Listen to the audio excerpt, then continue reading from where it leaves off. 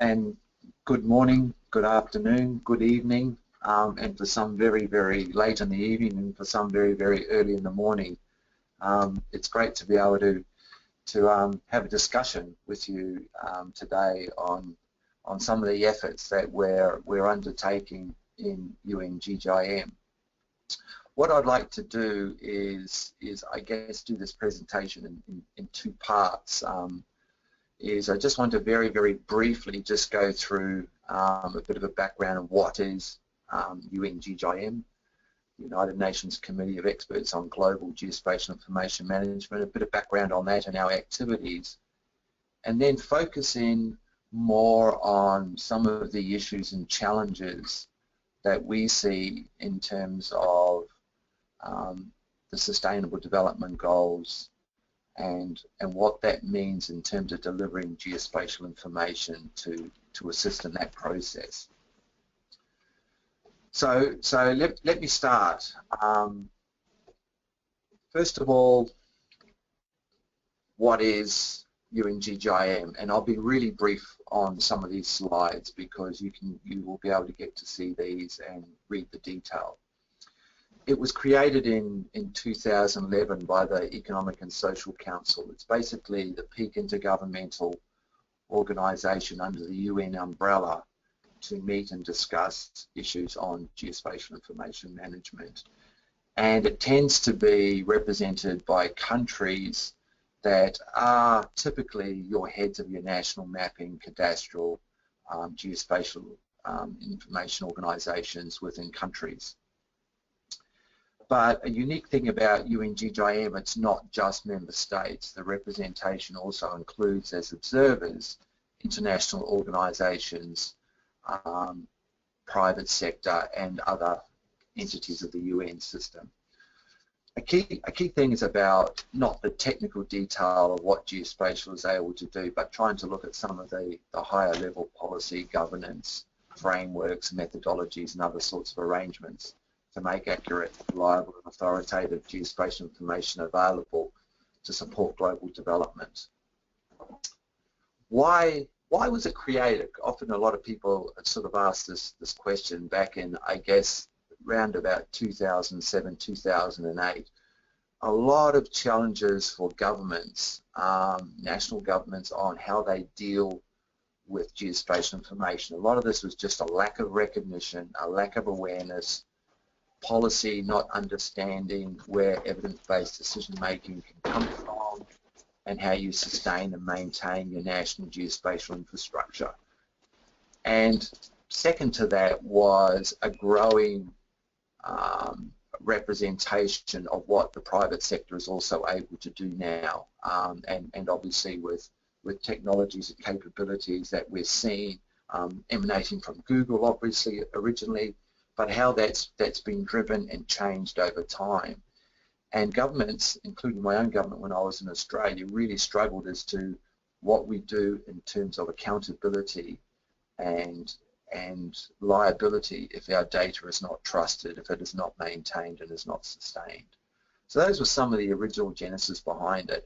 A key message was that when you talk about the industry that we're in geospatial earth observations and other data, is that government can't do it alone. Business and the private sector can't do it alone. But if we work together, we actually get a much, much better outcome. And that's certainly one of the main mantras that we've got within UN GGIM. It has some strengths. You talk about UN system and UN entities. I've only been here for 4 years, but I guess if I could share some of the major strengths is that it has global convening power. It has the ability to bring people at a high level together, to bring delegations, country representatives, industry, the private sector together to actually talk through a lot of issues, both at the policy level but also at a more technical level across different thematic and subject areas. So that's been a real strength and continues to grow quite remarkably, I might add. The other thing it has is the ability to integrate regions. We're not all the same. Every country is different, regions are different, and processes and capabilities and capacities, as we all know, are very, very different.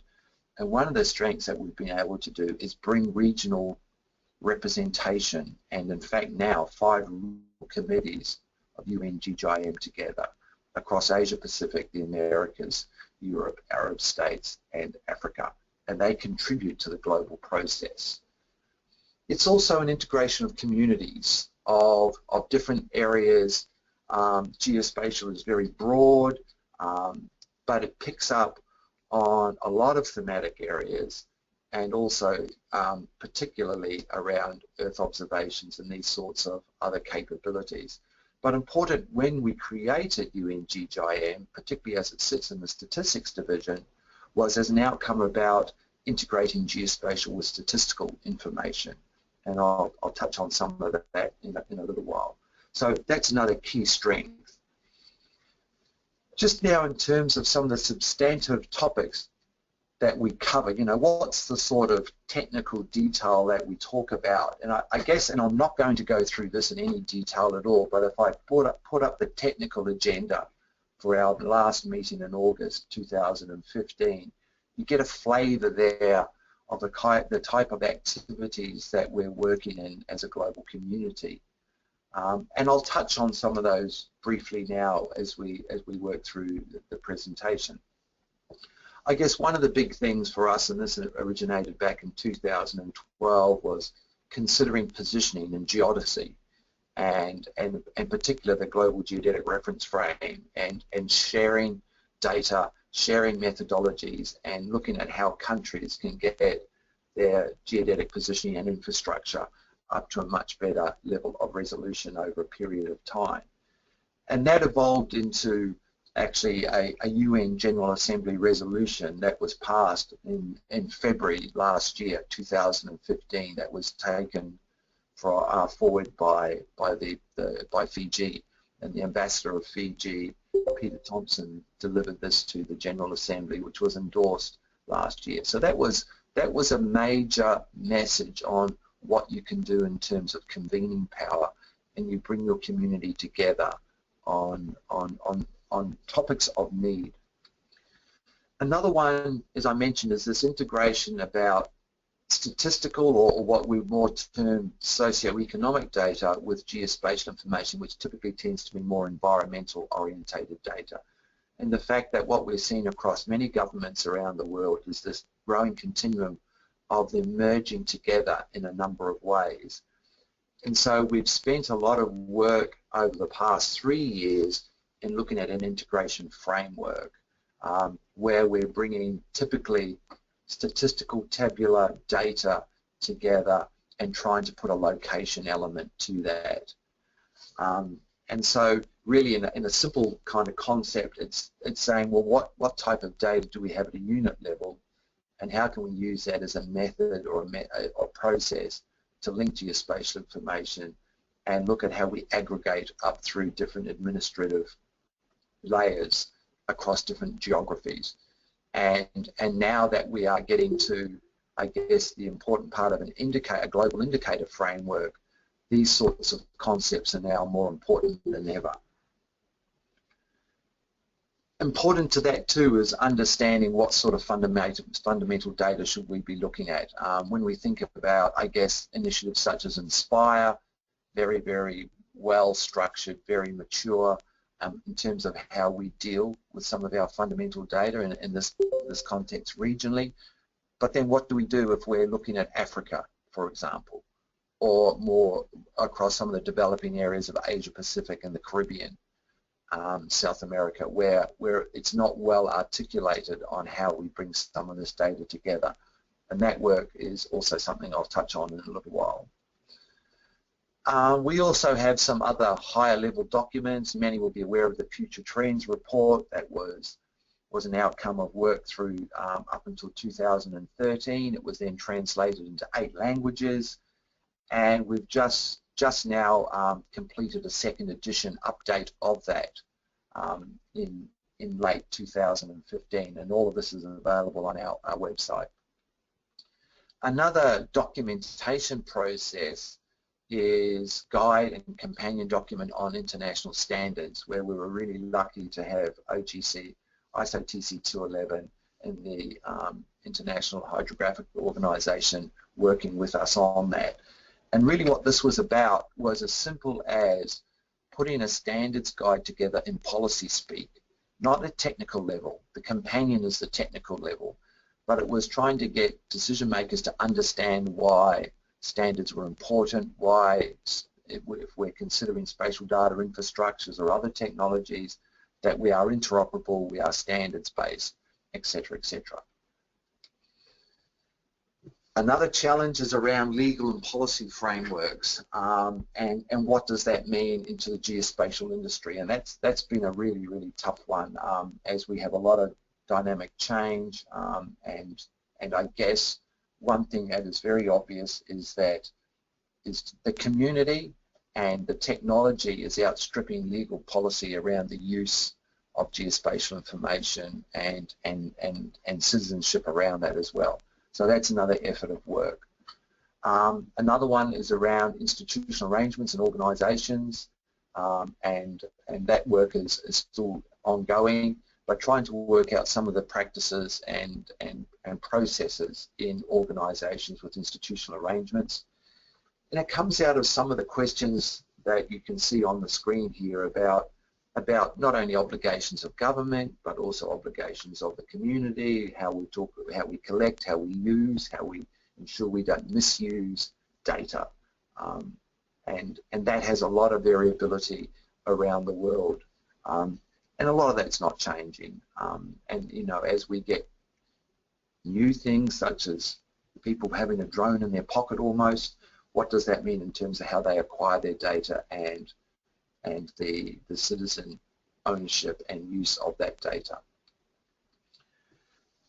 Some of that comes to principles, and we were able to adopt a set of shared guiding principles on geospatial information management in 2015 that really looked at innovation, governance and compliance. Again, all of this is on our web in more detail, but those principles are now being adopted and rolled out across countries. So that's a really quick overview on, I guess, UN GGIM as a committee and some of its activities. What I thought would be useful for our audience here today now is, I guess, focus on some of our challenges, and I guess the rest of this presentation is kind of where I see some of the world going at the moment, and what's evolved and how we're trying to deal with some of this. This is a slide that I guess has been in my slide deck list since Rio +20 in 2012, in fact, where we used this as a side event. It was really along the lines of, how do you do this? How are you going to measure and monitor sustainable development, social, economic and environmental issues from local to global if you can't do it without geography, place and location?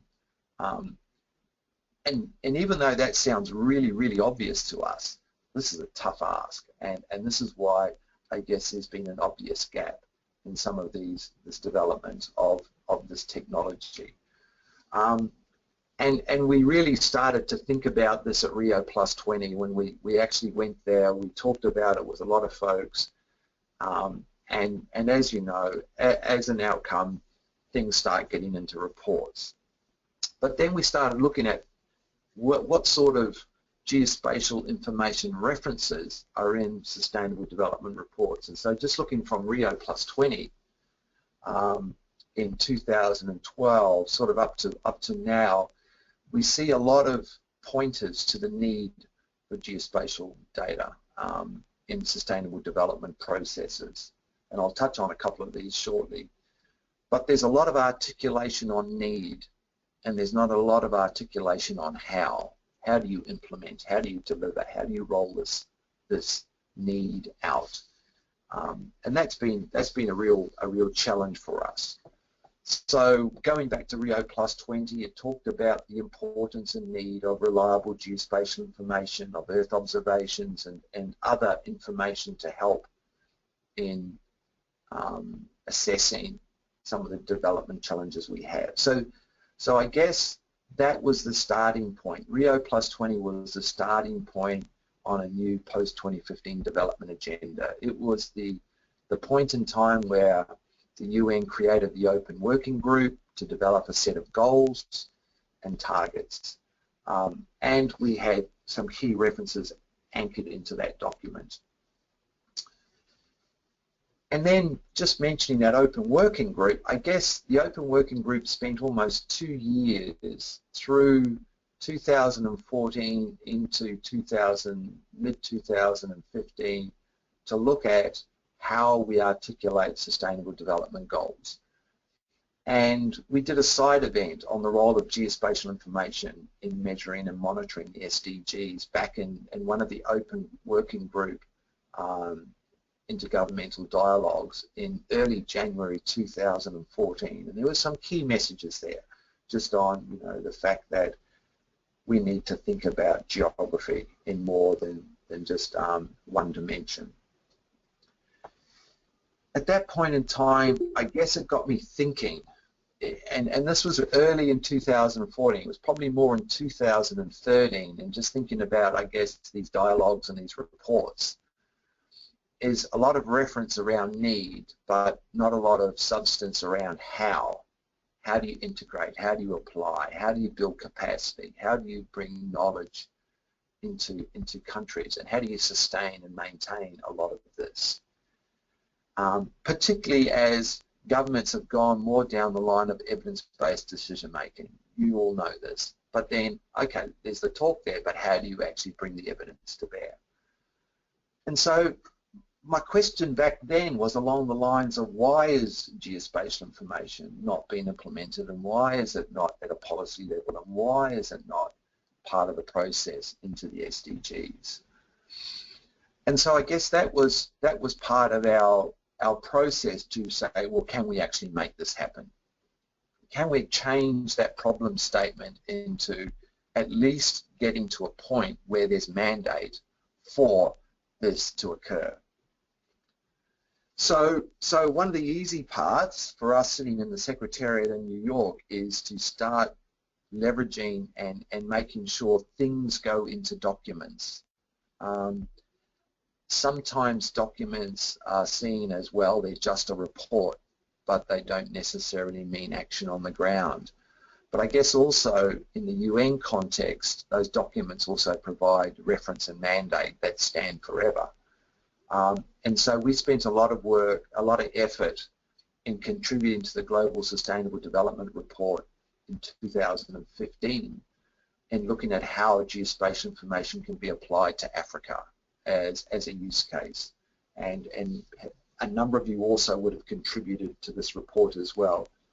But I was also able to edit this particular chapter on Africa, and we were able to put some good content in there.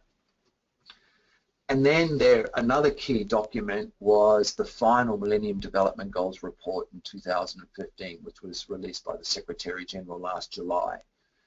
And that MDG report talked a lot about all of the progress, particularly to bring hundreds of millions of people out of poverty, particularly extreme poverty, and that we have made progress.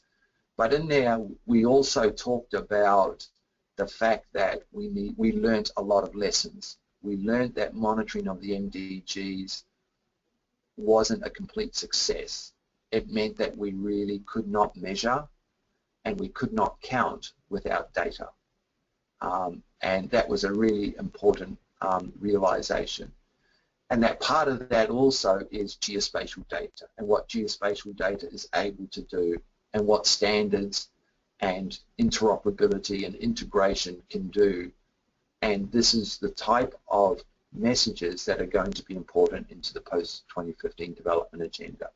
So that was also a critical win for us in terms of a reference to what is needed in post-2015, or the SDGs. I'm not going to play this video. This video is on our website. But what we then did, and part of this process, I guess, particularly over the last more than a year now, is partnering up with Geo on how we can best voice our message, that geospatial information and Earth observations are codependent on each other, and countries are dependent on these technologies. And rather than keep them separated, we joined them up in terms of capability to the policy decision makers and the diplomats here in New York.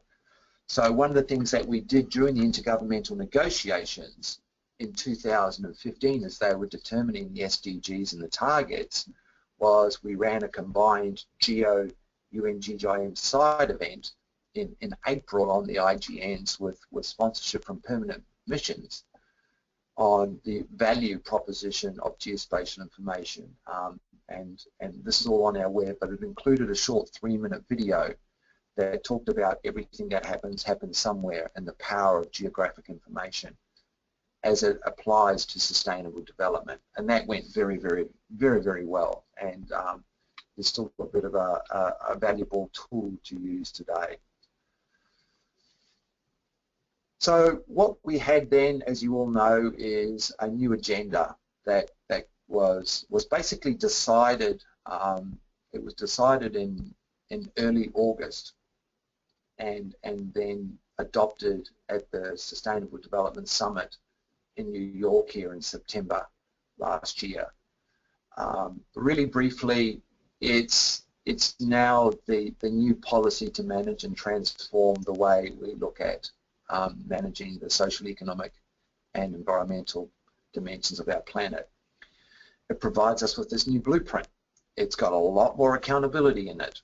17 goals, 169 targets, at the moment 231 indicators, whereas the MDGs were 8 goals, so many targets, etc., that were a lot less, and that were a lot less integrative in its dimensions with the environmental component in particular, but also it was only targeted developing countries, whereas the new 2030 agenda is targeted at developing and developed countries, so the whole world. So one of the things we're seeing at the moment is a lot of developed countries working out how they monitor and measure, because they haven't had to do it in the past. Importantly, it requires not only good policy, but it requires science, it requires technology and data. And often the science policy nexus is overlooked. And also, the measuring and monitoring is from local to global. It's not just about bringing global data together, it's actually about national and local circumstances, and this idea of disaggregated data changes that dimension quite considerably. And as you know, and both the Geo Secretariat and ourselves worked hard on ensuring that we had the right language in the outcome document in 2 particular areas, one under paragraph 76, really specific there, and also in monitoring and accountability. I guess the key message about this is that even though it's a 2030 agenda, is that by 2020 there's an expectation that we are able to increase significantly the availability of high quality, timely and reliable data that's disaggregated by a number of indices, including geographic location. So on one hand, what we do is we have the need here and the fact that we need to exploit the contribution to be made by geospatial and Earth observation, but to actually turn on some of the how we need to do this. We need to do this across disaggregated areas and across characteristics that are relevant to national context. So in other words, countries need to decide on how they do some of this as well. So that's given us our mandate, our blueprint for what we think about geospatial and Earth observation. So that's the starting point. That's the baseline that we need to think about. What was really interesting, we had our 5th session of the Committee of Experts, which started on Wednesday, the 5th of August, here in New York. and the outcome document was agreed on at 7:30 p.m. on the Sunday before. It went a long time, but I guess our USG came straight from those negotiations, straight to opening our GGIM meeting, and talked about the new agenda, and talked about I guess that text, and the fact that an interagency expert advisory group on the SDGs is tasked with preparing a global indicator framework, but that it needs to think about how geospatial fits into that, what the geographic context is. And I'll cover some of that in a moment as well. So that was a key point in time for us as an intergovernmental process as well. So again, I won't go into this in too much detail, but some of the actions that we took out of that was to have a couple of member states represented on the IAEG SDGs to help in the indicator framework process, and also looking at fundamental geospatial data themes that are able to contribute to measuring and monitoring. Importantly, we also created two other new working groups, and this is a bit of a side topic, but they are kind of related. One was on geospatial information and services for disasters, and this was around how some of the other contributory outcomes in 2015, including the Sendai framework for disaster risk reduction, and obviously COP21, fit into the SDG process and with geospatial information. And another one is the application of geospatial information related to land administration and management. Again, getting back to land, and I'll talk about a high-level forum we're convening on that in Addis shortly. So there's some of those outcomes. So we have this agenda. We have basically now a process where measuring and monitoring from local to global will be, at this point in time, and it will be determined next week at the 47th session of the Statistical Commission, the Global Indicator Framework we hope will be endorsed. At the moment it's sitting at 231 indicators. For those that are familiar, most are green, but there's a few that are still grey. In other words, not really well known. And we have our defined 169 targets and goals. And I would propose that the major national data inputs that goes into that process will come from geospatial information, earth observations, and statistics. All of the aggregation and reporting up at the highest level will go through the national statistical organisations.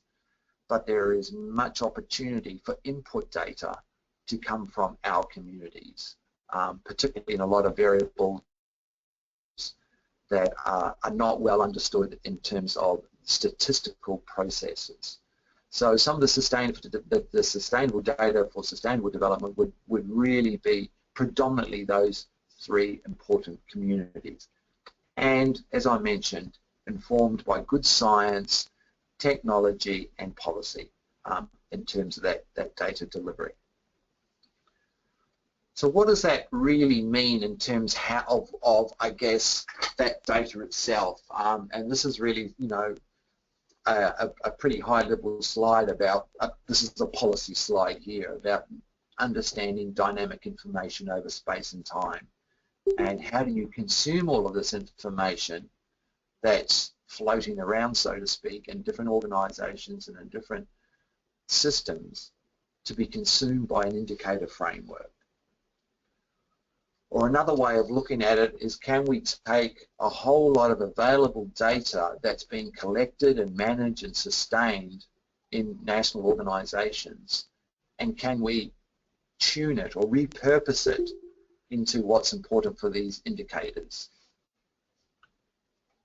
So this is and this has not been seen by anyone, so feel free to critique it. I've just worked on this over the last week or so, was trying to say, well, how do you articulate, I guess, the real world, and taking the 2030 agenda, these local to national social, economic, environmental conditions and circumstances. In other words, you know, it talks about what countries will report on into that global frame and the goals themselves.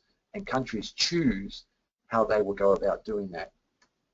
But what's the data, or how can we look at a data-driven approach for some of that?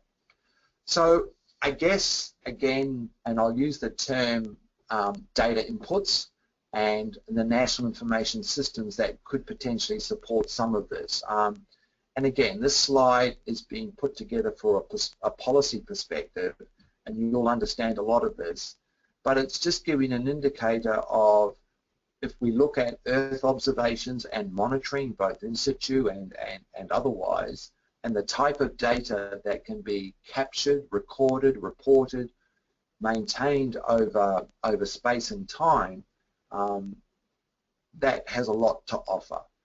What is typically the national spatial data infrastructures within countries, or whatever they may look like, our framework data, also has a key role to play.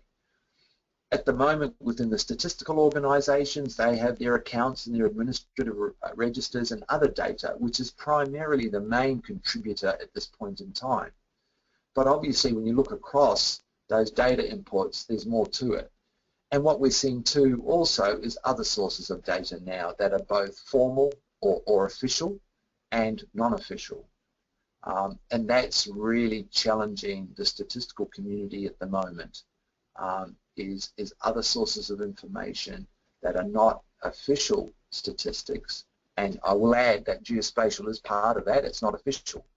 How do we actually make some of this more integratable into the process? So then we get to the metrics for measuring and monitoring, and the requirement is that data is compiled and disaggregated across income, gender, age, race, etc., and also geographic location, so that those data inputs then need to be harmonized across or compiled across those disaggregated metrics. And then in terms of national data integration, the official aggregation of the indicator framework will be the responsibility of national statistical officers, and they will be responsible for the integrity and validation of what they contribute into those indicators. So those national indicators will come together within the UN Statistics Division into the global indicators, and then obviously up and reporting, we think at this stage on an annual basis, into some of those global outputs. So that's how we see some of this coming together. Now, what's not well unknown when we look at those base building blocks is how do we do some of this contribution. And this is where Geo and GGIM have been working really, really hard, both last year at GGIM and the Geo Summit, is saying how do we do this. And what I'm doing is giving you the front of a flyer to a side event that we're convening at the start of the Statistical Commission next Monday, the 7th of March. It's a geospatial information and integration event, and we're actually targeting this very process. And what we're doing in that, again, and thanks to Bob Seymours for sending these out just yesterday after getting the work together, is starting to look at examples, looking at clear, concise examples of how we can take our information and apply it directly to goal target indicator, because that's what's needed. The time has come where we can no longer talk about what we can do. We're at the point in time now we need to demonstrate what we're able to do. So these are some of the examples of how we're demonstrating some of this capability being able to be brought to the table. One of the other things that we're doing in this forum is having, from a number of countries, the statistical and geospatial organisations talking about how they're working together in some of these processes. And that's going to be very, very important in terms of the collaboration.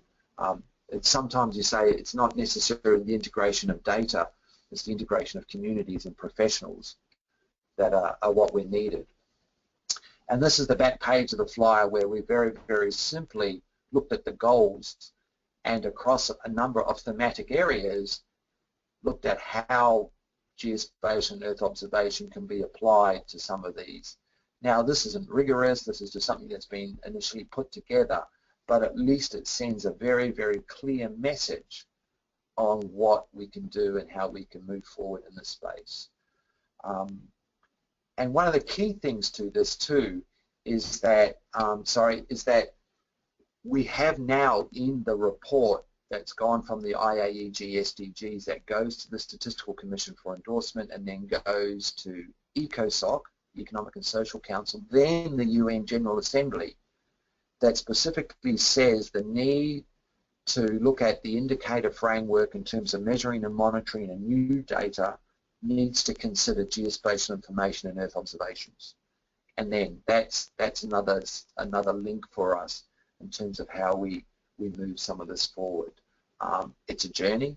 We're only really at the starting blocks. The implementation phase is going to be the key part of the process, is where we take these agreed outcomes, including the indicator framework, and look at how we implement and what's our methods for the implementation, what's our data construct, what's our metadata, what are our approaches, and how do we build capacity with countries around some of that. I'm now just going to quickly just one last, I guess, sales pitch is that we are having our next high-level forum. This is really our global conference where we bring both the member states but also international organisations and private sector together.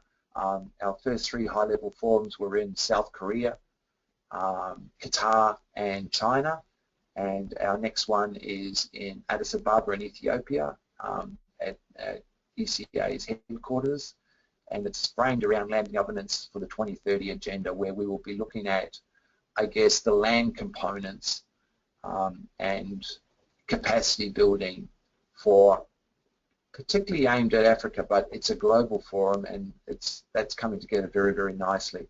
And that will include a ministerial segment, and at the moment we have interest from 12 ministers and confirmation from a number of those already.